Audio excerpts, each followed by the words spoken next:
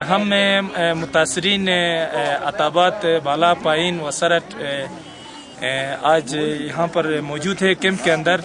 جو فی الحال کرنٹلی جو ہمارے لیے مسائل موجود ہے، سب سے پہلے بیسک چیز ایجوکیشن کا مسئلہ ہے کہ ہمارے اسٹوڈنٹ جو یہاں پر آ کر سفر ہوئے ہیں ان کے لیے ایجوکیشن کا ابھی تک کوئی فیسلٹی ہمیں نظر نہیں آتا. اور این جی اوز نے جتنا اب تک سپورٹ کیا ہے، اس میں ریڈ کریسنٹ نے اس دن جو پروگرام یہاں پر آرگنائز کیا تھا جس میں چیئرپرسن نیلوفر بختیار بھی آئی تھی، تو ہمیں یہ پرومس کیا گیا تھا کہ ہیلتھ فیسلٹی آپ لوگوں کو یہاں پر ڈیلی حساب سے آپ کو دیا جائے گا. لیکن یہاں پر ہمیں آپ دیکھ رہے ہیں کہ یہاں پر کوئی جو ہے نا کوئی فیسلٹی ہمیں نظر نہیں آ رہا.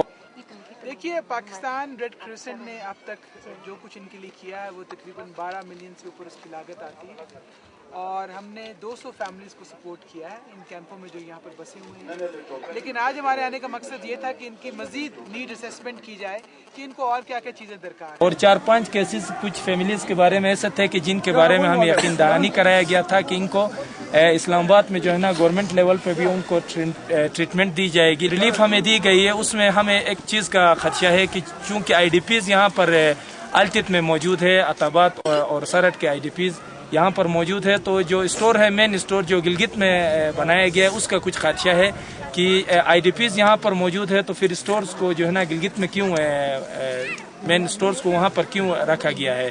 یہاں پر جو ابھی فی الحال ویدر کے حساب سے بچوں کے لیے جو ہے نا گرم کپڑوں کی ضرورت ہے، اور جو بیڈنگ وغیرہ ہے اس میں جو ہے نا بستر وغیرہ کی کمی ہے، اور جو ہے نا اسی طرح لیڈیز میں بھی یہی کچھ پرابلم ہے کہ میڈیسنز کی کچھ ضرورت ہے. میڈیکل کوئی کا فیسلٹی موجود نہیں آ رہا ہے. جو شروع میں ہمیں ریلیف دیا گیا ہے اس کے اندر میں آپ کو دکھانا چاہوں گا کہ یہ ایک ہمیں جو ہے نا کمبل دیا گیا ہے. آپ یہ دیکھ سکتے ہیں.